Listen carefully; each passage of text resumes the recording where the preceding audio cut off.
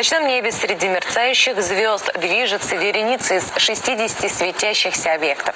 Это спутники, которые компания SpaceX, принадлежащая американскому миллиардеру Илону Маску, запустила в космос в пятницу. И теперь их снимают с Земли в самых разных странах. Картинка уникальная. Скоро эти аппараты разведут по своим орбитам, и космический поезд исчезнет.